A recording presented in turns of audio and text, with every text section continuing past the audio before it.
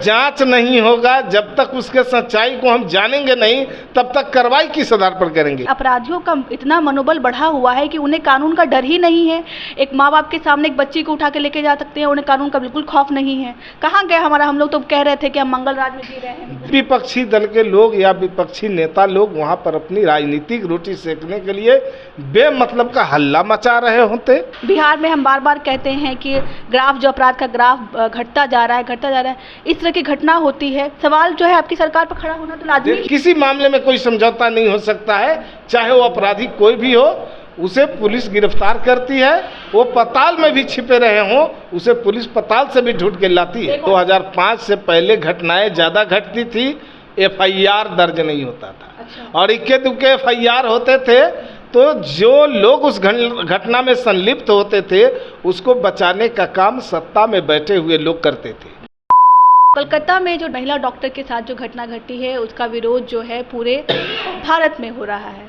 वैसी ही घटना जो है मुजफ्फरपुर में एक दलित बेटी के साथ होती है, जिसका विरोध जो है पूरे बिहार में हो रहा है। लेकिन सवाल ये उठता है कि जब हम बड़ी बड़ी बातें महिला सुरक्षा पर करते हैं तो कहाँ से हमारे में चूक हो जाती है। हम क्यों सिर्फ बातों तक ही सीमित रह गए हैं। सरकार एक दूसरे पे आरोप प्रत्यारोप लगाती है कि हमारे राज्य में इतना हो रहा है। वो कह रहे हैं कि इस्तीफा मांग रही होती है कि ये मुख्यमंत्री इस्तीफा दे, वो मुख्यमंत्री इस्तीफा दे, लेकिन काम जो है कोई नहीं कर पा रहा है। कहाँ चूक हो रही है, इसी सब तमाम मुद्दों पे बात करने के लिए हम अभी मौजूद हैं जेडीयू कार्यालय में। और हमारे साथ बात करने के लिए जेडीयू के प्रवक्ता हेमराज राम जी हैं। उनसे पूछेंगे कि हम बस बड़ी बड़ी बातें ही करते रह जाएंगे, क्योंकि बिहार जो है, बिहार के मुख्यमंत्री के एक बहुत बड़ा जो तबका है वो महिला का, जो उनको वोट करती है। मुजफ्फरपुर की घटना जो है कहीं ना कहीं शर्मसार करने वाली घटना है। एक दलित बेटी के साथ ऐसा घटना होता है, आप जानते ही होंगे। आप उस पर क्या कहिएगा?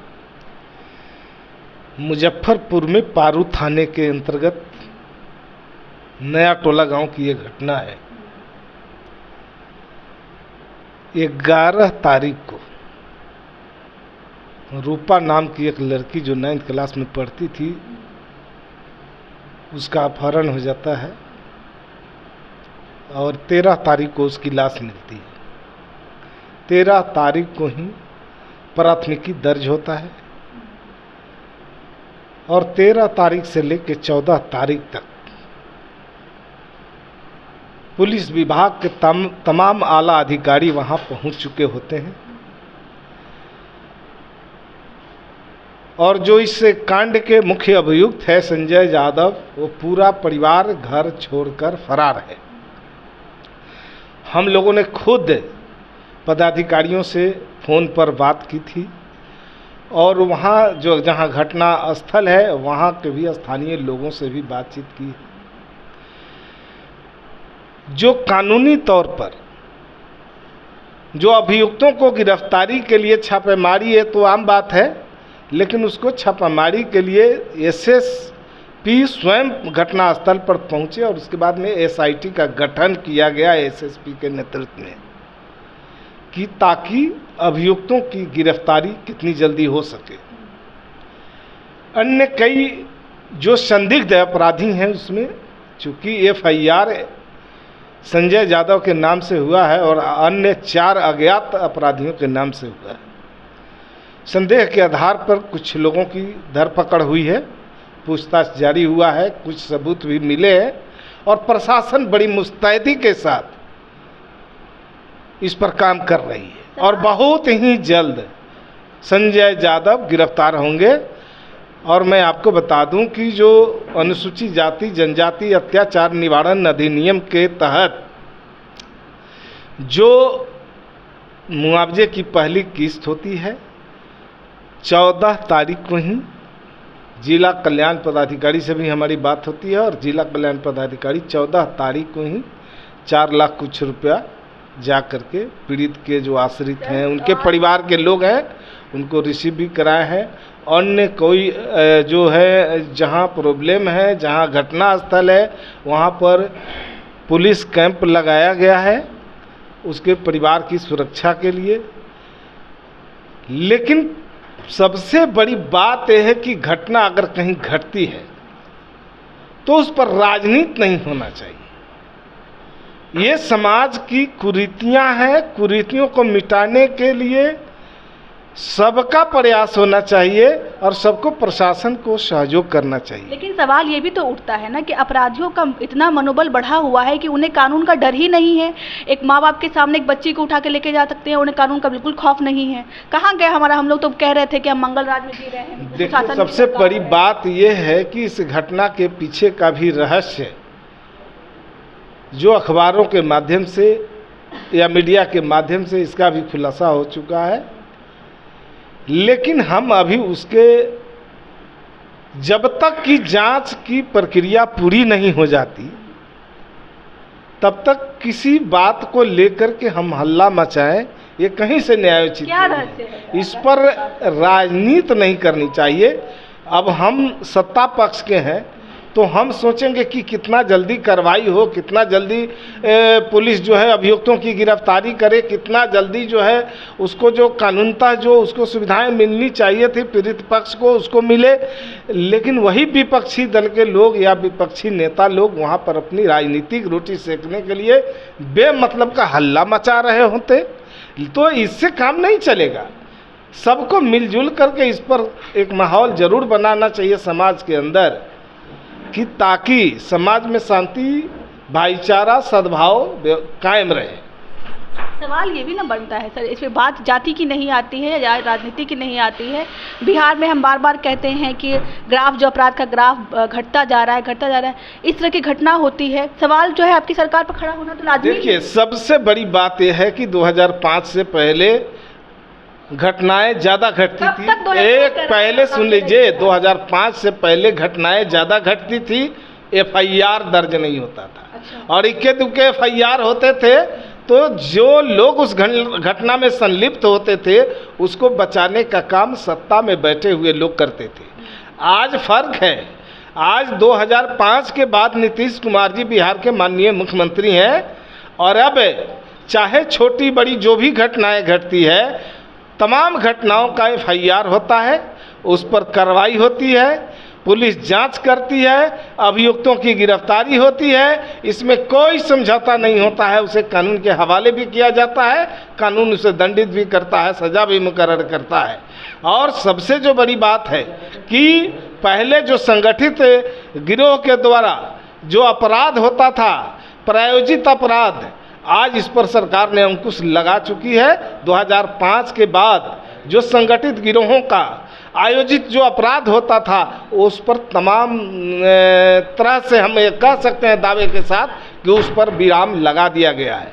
लेकिन जो छिटपुट घटनाएं जो घट रही है तो घटनाओं में भी सरकार पूरी मुस्तैदी के साथ इस पर लगी हुई है। किसी के साथ, अपराधियों के साथ जो है कहीं से किसी मामले में कोई समझौता नहीं हो सकता है, चाहे वो अपराधी कोई भी हो, उसे पुलिस गिरफ्तार करती है। वो पताल में भी छिपे रहे हों, उसे पुलिस पताल से भी ढूंढ के लाती है। एक और प्रश्न, आप ही की सहयोगी पार्टी है बीजेपी पार्टी कर, उनकी महिला मोर्चा की तरफ से कैंडल मार्च निकाला गया था जो बंगाल कोलकाता की जो पीड़िता है उनके लिए। लेकिन सवाल बनता है कि क्या बंगाल की बेटी आपको सिर्फ लग रही है, मुजफ्फरपुर की बेटी आपको बेटी नहीं नजर आ रही? देखिए, सबसे बड़ी बात यह है कि जहाँ बंगाल की आप तुलना बिहार के मुजफ्फरपुर की घटना से करते हैं तो बिहार के अंदर घटना घटती है, वो उस घटना को जब हम मानस पटल पर लाते हैं तो निश्चित रूप से किसी भी व्यक्ति का जो है गुस्सा लाजमी है। लेकिन सबसे बड़ी बात यह है कि घटना घटती है और घटना के बाद सरकार अगर संवेदनशील नहीं है, सरकार अगर त्वरित कार्रवाई नहीं करती है, सरकार अगर दोषियों को किसी रूप में बचाने का काम करती है, तब सरकार पर उंगली उठाया जा सकता है। लेकिन सरकार पूरी तरह से मुस्तैद होकर के पुलिस पूरी ईमानदारी से काम करने में जुटी हुई है और सरकार के तरफ से किसी तरह की किसी मामले में कोई कोताही नहीं बरती जा रही हो और अपराधियों के साथ कोई समझौता हम नहीं करने के लिए तैयार है, तो फिर हमारे ऊपर उंगली तो नहीं उठना चाहिए। सरकार विफल रही है? विफल सरकार नहीं है, हम तो कह रहे हैं कि अगर पताल में भी छिपे होंगे अपराधी तो उसे ढूंढ कर बाहर निकाला जाएगा।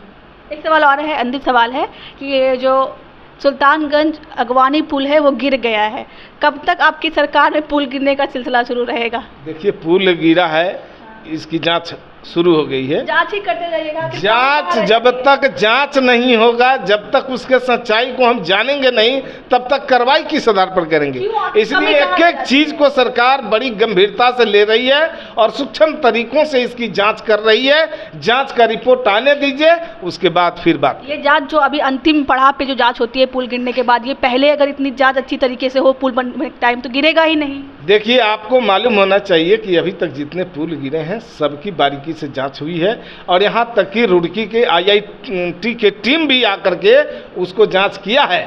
और आगे जहाँ भी इस तरह की शिकायतें मिलेगी उसको एक एक चीज़ को बारीकी से ध्यान में रखा जा रहा है और बिहार के तमाम पुलों की निगरानी और बिहार के तमाम पुलों का मेंटेनेंस सरकार की तरफ से घोषणा हुई है कि इस पर बारीकी से काम होगा, तमाम पुलों का मेंटेनेंस होगा, एक एक चीज़ की जांच होगी। एक और सवाल सर, उड़ती उड़ती खबर आ रही है सूत्रों के हवाले से कि मुख्यमंत्री नीतीश कुमार जो हैं मुख्यमंत्री का पद मनीष वर्मा को देने वाले, इसमें कितनी सच्चाई है? देखिए, बाजार में बहुत तरह की बातें उड़ती रहती हैं। बिहार में नीतीश कुमार जी बिल्कुल दुरुस्त हैं। 2005 से लेके अब तक लगातार कड़ी मेहनत करके बिहार को बदलने का काम किया है, बिहार की तस्वीर और तकदीर को बदला है।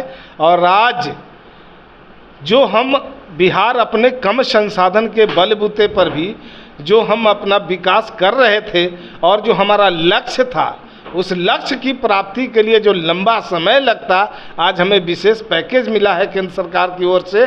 और कई जो चूँकि बिहार में और केंद्र में NDA की सरकार है, डबल इंजन की सरकार है, कहीं कोई बाधा नहीं है और बिहार के अंदर विकास की गति इतनी तेज हो गई है कि जो काम हम एक लंबे समय में पूरा करने का लक्ष्य रखे थे वो बहुत जल्दी हम पूरा करेंगे। और ये सब इसलिए हो रहा है कि बिहार में नेता नीतीश कुमार जी हैं और नीतीश कुमार जी के कुशल नेतृत्व में उनकी सूझबूझ के बल पे बिहार तेजी के साथ आगे बढ़ रहा है और देश में नंबर 1 होता जा रहा है। चलिए, बहुत बहुत धन्यवाद। हमारे साथ JDU के प्रवक्ता थे, आपने इनको सुना। बाकी आपकी क्या राय है मुजफ्फरपुर की घटना को लेकर के, बिहार में बढ़ते जो पुल गिर रहे हैं इनके मामलों को लेकर के, आप कमेंट पे ज़रूर बताइएगा। तब तक के लिए धन्यवाद।